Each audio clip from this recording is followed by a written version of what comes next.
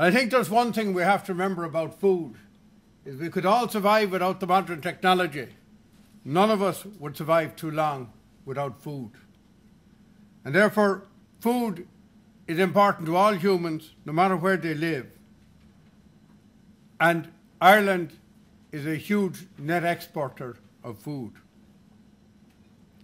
I think the second thing is that the downturn has increased our awareness of the potential of our own resource-based industries. And it's important to realise how important food and beverages are to our economy. Now, I'm going to purposely approach this from what I would call the market point of view, as opposed to the health safety point of view, because there are a lot of speakers who know a lot more about food safety from the safety point of view than I do. But I think one of the things we have to get across to those involved in the food industry is that high standards is good marketing. And I would suggest that events of the last 20 years point out to us all of the time how vulnerable we are to food scares and to health issues arising, or health threats arising from the food we produce. I had the great misfortune to arrive in the Department of Agriculture as Minister of State the very week that foot and mouth was detected in Britain. And if you look at that particular episode, if you look at the dioxin in the pig meat, if you look at the horse meat scandal, they were not basically caused by farmers, but by processors. In two of them was the processes of the feedstuffs that was fed to the animals that caused the problem. And in one case, it was the processors, the horse meat, of the final product that contaminated the final product. And therefore, when we're talking about food being safe, we're not just talking about the production of animals or the production of vegetables or fruit or any other crop.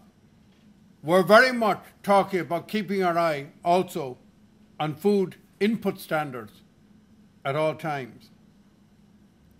I think it's fair to say that probably within the last 20, 30 years, the greatest challenge at the farm level was the use of illegal growth promoters. And I think it's fair to say that it was the aggressive, intensive farmers who were more likely to go down that road than the less intensive farmers. So I think it's important that when we look at food, as has been said before, that not only do we concentrate on inspection of farmers, and that can be fairly intense, but we also have to have the whole chain right down to the final product that you eat. We need that to maintain the highest standards.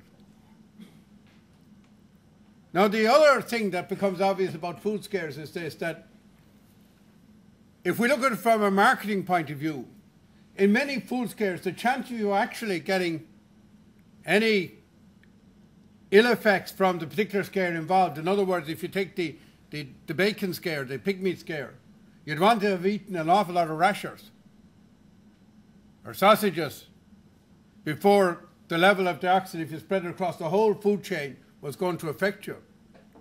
Your chances of getting killed from BSE was much less than walking across the road. But the reality is that it had a huge market effect.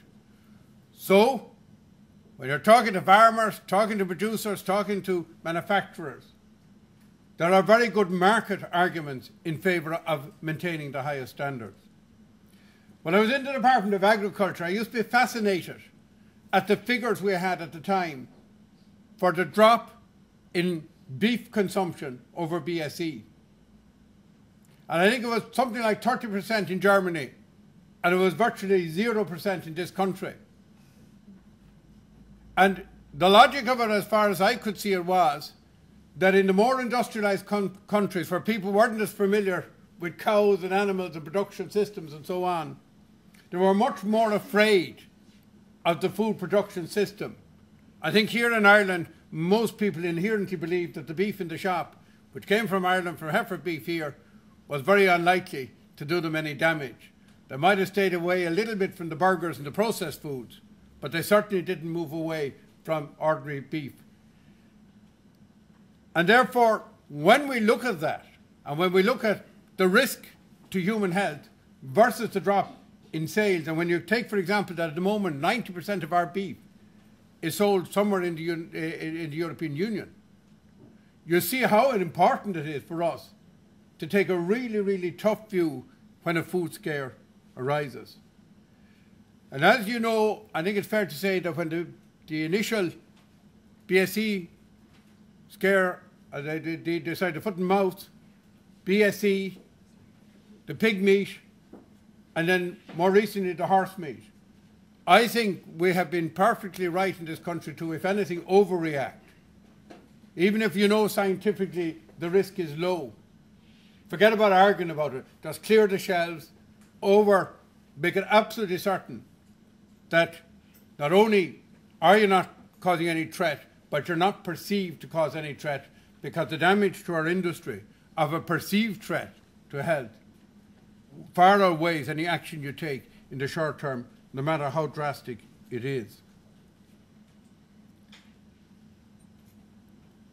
I think we have decisions to make about the structure of Irish farming going forward and where the best marketing position is. Because food is sold by reputation and image. Let's be honest about it. Nobody goes along to the FSAI in every case and says, will you give me the statistical risk of eating a particular type of food? People buy food, and we all know this from marketing and so on, by reputation and image. An image is absolutely vital. And we as a country are all the time on about our green island. We're all the time on. I always was amused when I used to go abroad, like, how do we sell things in this country? We sell them by pictures of green fields with beautiful hills in the background. We sell them normally by using Irish music and a bit of Irish culture thrown in. And all the time we're trying to conjure up a nice image of a green island, non-intensive agriculture. It's interesting, I have never seen Borbia go on to continental markets with a feedlot as the big picture on the front with thousands of cattle, you know, feeding in troughs. Have you ever seen it? No. It's always a green field.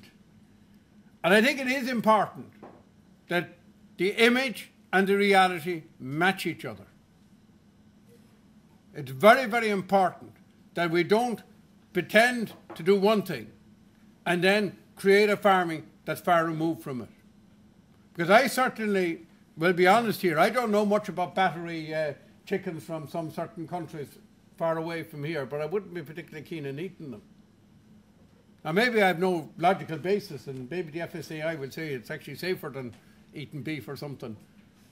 But I think we all make choices in a rather simple fashion. And in terms of marketing, I think we have to be aware that if somebody was, for example, to write an article in 20 years' time to say, you know, those lovely green fields and whatever, that's not how they really do it, I think we'd be doing ourselves huge damage.